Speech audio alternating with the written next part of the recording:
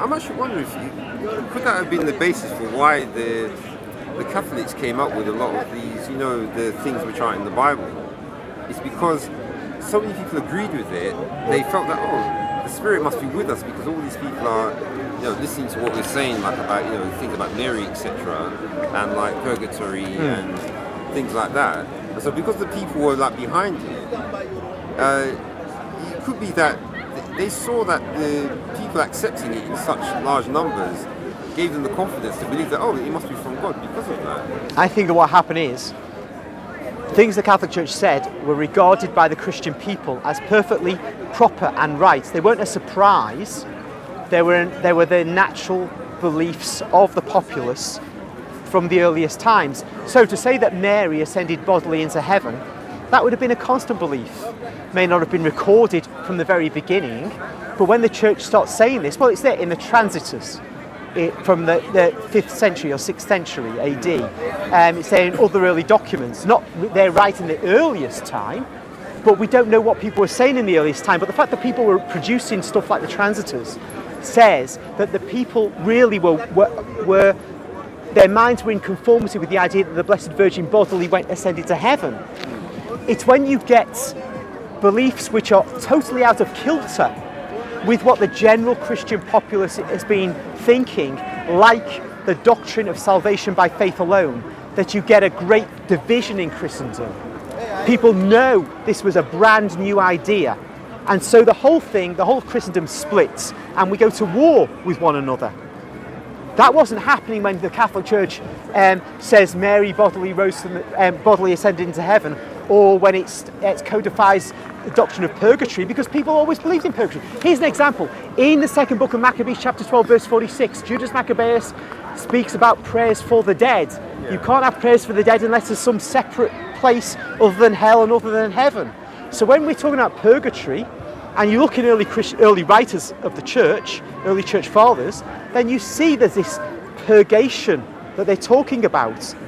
So again, there's no massive division in Christendom. Oh, look, the Pope's saying this, the Catholic bishops are saying that, we must go away from this because it's a brand new teaching that we've never heard before. That doesn't happen. That happens in the Reformation though, because the Protestants do bring in new teachings. Well, of course, you're saying that it's a new teaching, because this idea of the faith is faith alone. Is that the one? Is it Luther that came with that, or was it the other guy? That's Luther. Luther. He starts his career before Calvin, and we know it's a brand new doctrine because Alistair McGrath, a Protestant academic, wrote a book called Justitia Dei, and he says in that book that this was a new teaching. It was not there before. Right. I've forgotten something, but I just remembered it now. You're saying about how they came with these doctrines, like about the Ascension of Mary, and the people they didn't seem to have any like opposition to it. But wasn't this in the time when the Catholics were doing a bit like what the Arabs like to do by only speaking in Latin, so the other people couldn't understand what they were saying? No, because once people are celebrating a feast of the Assumption of the Blessed Virgin Mary, and their priests are talking about it, of course they're talking in, Anglo-Saxon, Old German, whatever the language is that is being used at the time in the new Catholic Europe.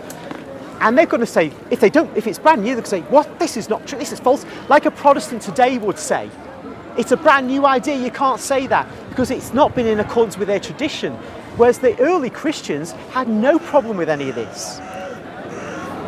Yeah, but I'm wondering if it's maybe the reason they didn't have the problem is because it was in Latin, and so they didn't. Yes, originally the academics will write in Latin, but when they said, but if the day that an ordinary Christian who's just not literate, who's just working his field, milking his cow, doing whatever he does in the little town he works in, as soon as he hears this idea in his own language, he's going to say, this is false. I never heard this before. This goes against Christianity. But they never did. And this was not kept in Latin all the way up to 1950 when Pope Pius XII announced it. This was believed from way back. So The ordinary European would have picked up on this. Yeah, but In fact, they did, because this feast was celebrated all over increasingly. yeah, but remember what happened with Henry VIII? When they said that he had that Bible translated, that when they started to read it in English in the churches, then that's when the people, the way they say it is that the people suddenly woke up. Well, So I'll tell you what happened. No, it wouldn't be. It couldn't be. Here's why.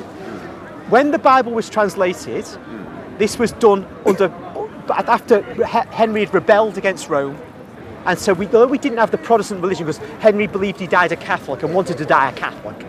But as we get the translation into English spread, then the priests who were in the pulpit at that time are Henrician priests. They're not anymore Catholic priests.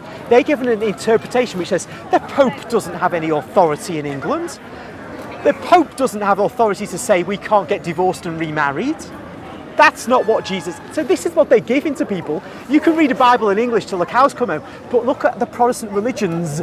Several of them, they all have the Bible in their own mother tongue, and they all have different denominations, because they all interpret it differently, even though it's their mother tongue.